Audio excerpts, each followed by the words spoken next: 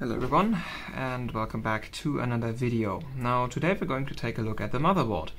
And this motherboard is the Rampage III Extreme from Asus. This is an x58 motherboard, just like the Rampage 2 Gene we took a look at, which is this little boy over here. But this thing is way more legit, and also not mine. This belongs to Deepa, a friend of mine, who I've already sent some stuff in the past. He also got that GTX 580, those two GTX 580s in fact. And yeah, he's now picking up a new platform to do tests with. And yeah, so he asked me to pick this up for him, and he's going to get this sent. But not before I turn this into content, that is. So, I thought we would just gonna take a look at this motherboard because, like, it is very interesting. It is a very nice motherboard when it works. I already tested it because it would be kind of weird to send something that's not working to Italy. Yeah, this works sometimes. It has a very Asus motherboard vibe to it. It's what I gotta say.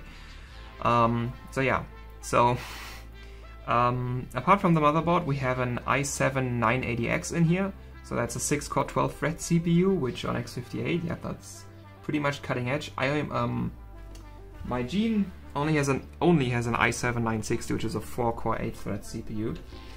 And then this also comes with 12 gigs of Corsair Dominator sticks. They are 4 gig sticks, 1600 MHz, CL99924 at 1.65 volts.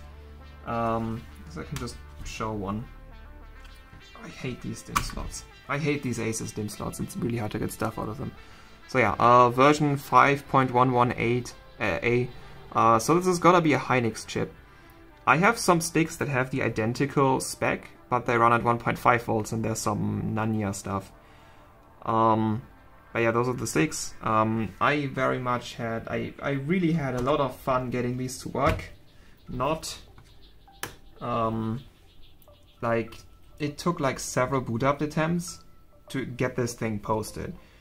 Like, I have one of these small debug cards you plug into the PCI slot, and that shows you the postcode, because there's no postcode on here. Which is...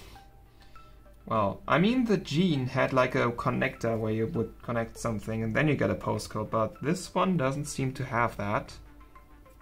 And it's not like they could have put a postcode on here somewhere, but they didn't. So I gotta use one of these postcode readout cards. But yeah. So basically this thing would just throw 00 when I tried to boot it. Very fun. I then swapped this 980X out for my 960, and then it started booting, and I was like, oh shit, is the CPU dead? Please don't be dead. And then once my 960 booted, I had the issue that I only saw 8 gigs of RAM, and I was like, oh crap. This is gonna be like 5 out of 6 Asus boards that have dead memory channels. Like, this Rampage 2 Gene is the only board, the only used Asus board I have ever seen that did not have memory channel issues. This one still has all 3 of them working, but barely, in my opinion. I have seen 3 other boards where they just straight up have an entire... no, wait. No, 3 boards where they have just an entirely dead channel. And then there's another one where it like first didn't work and then worked, and it kind of looked like it was a CPU, not a board issue. But yeah, so like it was only showing 8 gigs. The middle stick didn't work. Like, I took that middle stick out, it was still showing 8 gigs. Like, obviously I put that back in, and then I was seeing 4 gigs for some reason. Like, it was really weird. Now it works, now it detects all 12. What I did is I just took these 2 sticks and like booted them in each memory channel once, and now it works. So I don't know, maybe my components just fixed this board. Yeah. Now we have all 12 gigs, now we have the CPU detected. And from what I can tell, it works. I also tested the RAM speed, like, because x58 doesn't have XMP, or at least, yeah, it shouldn't have XMP, so you have to put in memory settings manually. I tested it.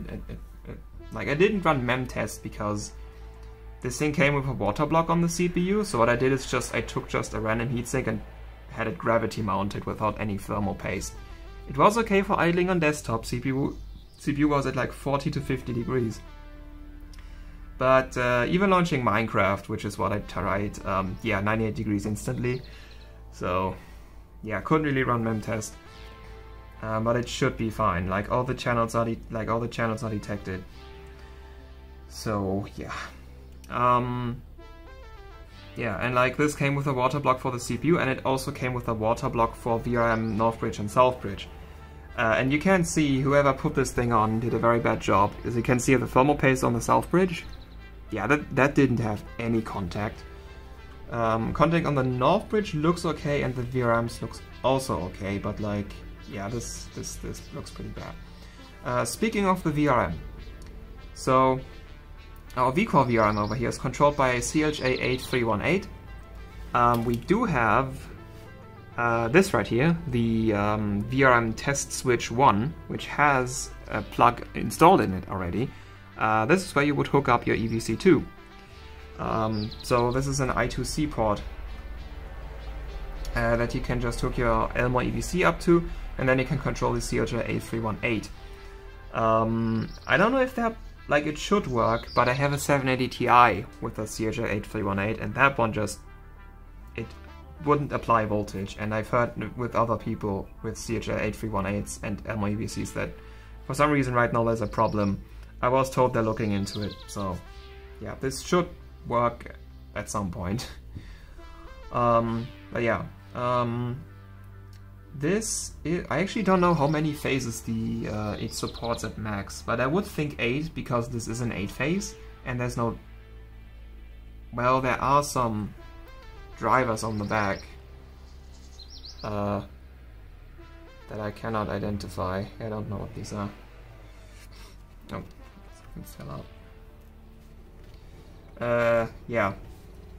But I think this is a real 8-phase, and it has 2 high sides and 2 low sides in each phase. This is pretty cool. These Mosfets, the package they have tells me these are IR direct FETs. Because as far as I'm aware, these are the only Mosfets that come in this package. But I tried looking up a datasheet, I couldn't find one, so I can't tell you anything about these Mosfets. But basically just IR direct FETs in general, they can just handle a ton of current as long as you keep them relatively cool. This motherboard having water-cooled VRMs is probably gonna run pretty cool. So this is going to have an insane continuous drain current. Even more so than a GTX 580 Lightning, because this has 12 phases with 1 high side and 1 low side in each phase. This has 16 low sides. This has 12. 16, 12. This is a GTX 580, this is a 980X. I'm pretty sure the 580 draws more current. Or like consumes more power. So this VRM is very, very nice and very much better than what I have on this. On here I also have an 8-phase, but it has like some of these Mosfets and then some more on the front, and generally I've been told this motherboard is a fire hazard, like a literal fire hazard. Even the Rampage 2 Extreme would occasionally blow up, and that one has literally twice the VRM of this. So this is basically why I don't run it. And also this, like I was saying, this Asus board is very Asus-y. This is also an Asus board. I don't know why Asus boards just like to have random issues, like not boot correctly, or like just random stuff. So yeah, this one had, for example, like booting anything that's newer than a GTX 580 in this, really bad day. You're gonna have a bad day. I hope this one is better. I didn't test it. I just tested if everything works. Didn't test like what graphics cards work in it. I just tested with a 460. But yeah, I hope this will be better. But like, yeah, in the VRM department, this is very, very nice. Then we should have a 3-phase SoC, I mean North Bridge, and then some more VRMs down here. I don't really know what these do. I don't know X58 a lot. But yeah, like as far as the VRM department goes, this is a very, very good VRM. Yeah. this should handle even the 980X very fine. We do have start and reset button over here. We do also have some switches, which they are not labeled what they do, but I think they are turning off the PCI Express slots. Like they're just labeled switch 1 to 4. So I don't know what these do. But I think they are for turning off the PCI Express slots. Because there's 4 of them, there's 4 X16 slots over here.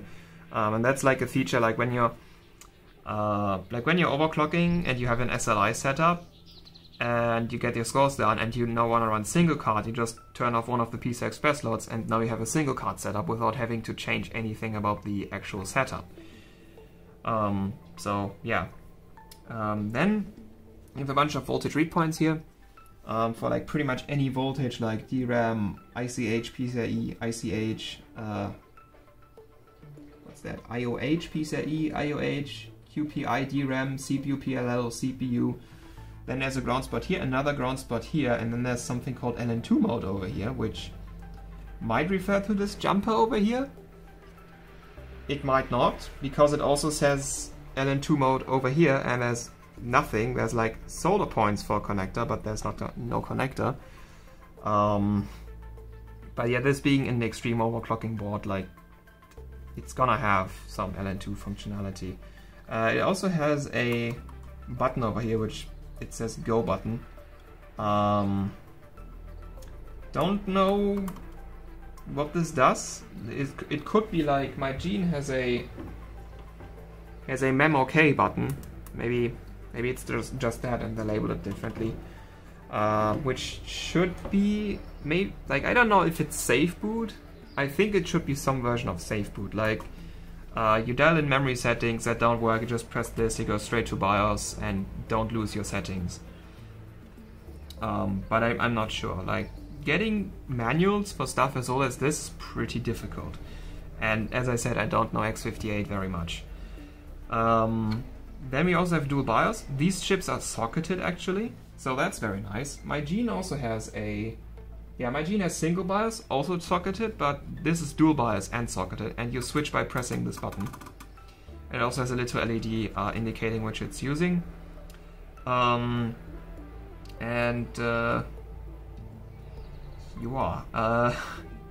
also has some debug LEDs at least, over here.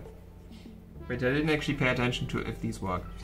But it has some debug LEDs for like CPU, DRAM, VGA and boot device. It's better than having nothing, but I would still have preferred to have like a postcode.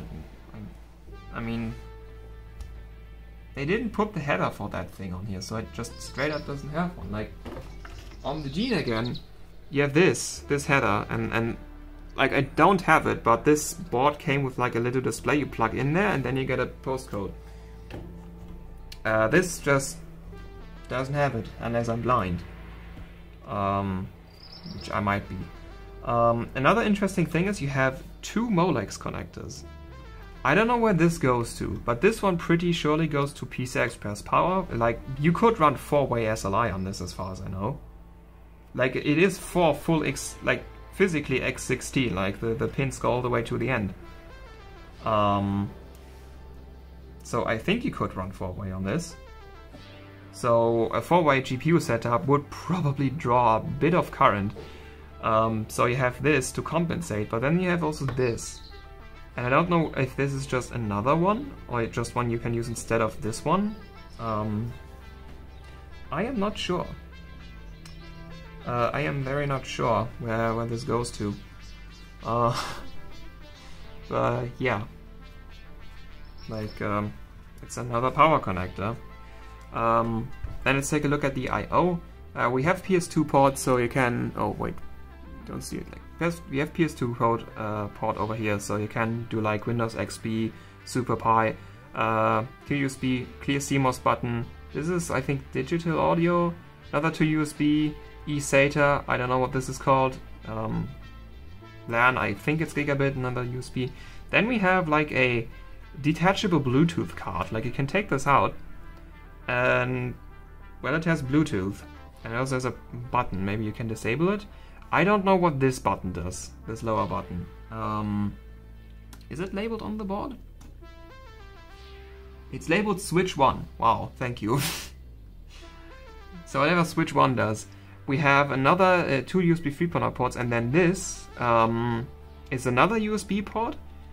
But this is like on the I/O shield, which I don't have near me right now. I think this is called like Asus Connect or ROG Connect. I don't know what that means. It might be for like, it might be like BIOS flashback, that you can like flash the BIOS without like having a CPU in it or without actually booting the board. It could be that. I am not sure. And you have your standard audio setup thingy. So, yeah. I mean, this is a very nice board. And my friend actually got a hell of a deal. Like, he paid 150 for this. For, like, the board, the RAM, the CPU, and the water block. Like, this came with a pretty nice EK water block for the CPU and then also for the VRMs. He also got the... like he also asked another guy who has a spare heatsink for this, like a normal heatsink, because he's not sure if he wants to hook up the water cooling for this board. So I also got the normal heatsink from another guy, which I guess he's also getting sent to me or to him directly, I don't know. Like currently I have a bunch of stuff for him that I'm just gonna send in one big package to save shipping cost. Like he basically just buys a lot of stuff through me because apparently in Italy like used hardware prices suck even more than they do in Germany.